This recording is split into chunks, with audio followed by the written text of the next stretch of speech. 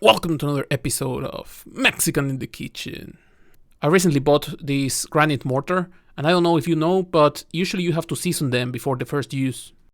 This is how it looks at the beginning. This is just straight from the store, and as you can see, it's a bit rocked on the inside. So first of all, I'm going to rinse it. At this point, you might be tempted to use soap. Soap is one of those where opinions get divided. I've read some opinions where they say you should use soap to make sure it's clean. Some opinions that say, okay, the rock or the granite is a bit porous, so you might get some of the scent lingering in there. It might penetrate your mortar. Personally, I skip the soap because we're going to use garlic anyway, and garlic has some antiseptic properties. If you want to use soap, then I recommend you use some non-scented one. Once I've rinsed my mortar, I'm going to set it aside, just leave it there so the water drips out and wait for it to dry. Once the mortar is dry, we can start seasoning it, and for that I'm going to use some rice. You might have noticed I have a chopping board under my mortar. This is because it's quite heavy and I have a wooden table, so I don't want to damage it. Seasoning your mortar is quite some work. You might be moving it around and you might end up scratching the surface, so be careful where you do this. One thing to consider is this is quite some work. You don't have to fill your mortar with rice, just a small handful is enough. If you have the chance to do this outside or somewhere where making a mess is not a problem, I recommend doing that. I was doing this in my living room and it's always a mess because you will notice rice starts just jumping everywhere. If you are not used to using a mortar, this might be a bit tricky at the beginning. You will notice it's quite some work. The easiest thing to do is to start with circular movements, keep moving the pestle around, and just try to grind rice to all around the mortar. If you think rice is getting too messy, you can always cover it with your hand and keep grinding. You really have to be patient. This will take quite some time. You will notice rice starts breaking. You will start noticing smaller pieces, and then you can continue until you get a powder. Once the rice starts breaking, you can start going up the walls of the mortar. You really want to get all over it. How do you know when you are done? Well, that's very easy. It's when rice has pulverized completely. I'm going to show you the result I got. This is my first time seasoning a granite mortar. I have done a few molcajetes, these volcanic traditional Mexican ones. Those are quite rocked and they take maybe 3 or 4 times to get ready. This one felt quite ready at the first time. As you can see, also the powder is not gray, it's completely white. Usually on other mortars you might get dark gray and then slightly go lighter. I still had a second go, but for you it will depend on how clean or dirty you see the rice come out. Once you are ready with the rice, you should feel the mortar way smoother. And at this point I'm going to throw some garlic. I'm also adding some coarse grained salt. We want to have big crystals in there. We want to have something to grind. All we have to do now is grind everything.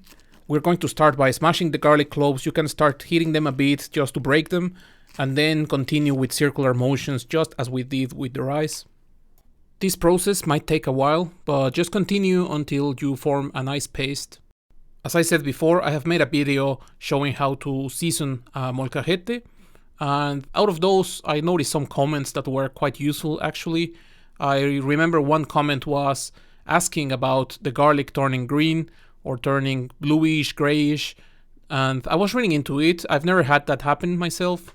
Apparently under some conditions garlic might react, and it's perfectly fine. It should be safe and you can continue the process as usual, especially if this just happened maybe a couple hours after doing this process. Another comment was from someone mentioning they got some garlic paste on their skin and then after a while they had some kind of a burn. And apparently this is quite common, especially if you have some sensitive skin. So be careful with it. You might want to use gloves. If you don't want to use them, at least wash your hands after this. At the end, this is the result I got. This is the paste I have. I will leave it there for at least a few hours. Some people leave it overnight. This is completely up to you. Usually a couple hours, maybe 3, 4 is more than enough. Once I was done, I just used some kitchen paper to take as much of the garlic out as I could. As I said, remember to wash your hands after doing this. At this point, all I'm going to do is rinse my mortar. Then I'm going to give it some time for it to dry. And after that, then it's ready for use. If you have been following my channel, you're probably wondering why would I buy this granite mortar if I already have my molcajete, I have a couple of these, and I've shown you how to season them, how to use them, and you might be wondering what's the difference between these two. There's not much of a difference, basically the same. The reason I bought this mortar, this granite, is also kind of heavy, but it's small, and it has, you know, the shape, makes it very easy to just grab it on your hand. You can make some small spice mix. For example, on Easter, we very often make this lamb with a crust of herbs and maybe some like crumbled bread. So it makes it way easier when you can just have it in your hand. Mix a few spices, just a tiny amount, you know, a bit of like salt, maybe thyme, maybe some pepper in here. Just grind everything together, throw it in your mix or in your plate or whatever you're cooking. That's the main reason why I bought this. Because when you have a molcajete, the molcajetes tend to be bigger. Of course, they're heavier, they're made of stone. So making these on your hand and just, you know, it's a bit of an overkill in my opinion. You can make your salsas here. I think it's very beautiful when you put it on the table just as a presentation for guacamole, for salsas, for whatever you make in here. But for cooking, for small amounts, for small bits that you need to grind, then I think this is way handier. You can just grab it easily with one hand. You can, you know, move it around. That's the main reason.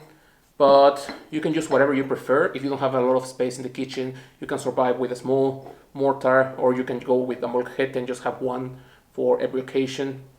In reality, functionality is the same. You just grind stuff. It's basically the same principle, just different materials. Hope you liked the video. Press like, subscribe, activate the bell, all those kind of things, and see you in the next one.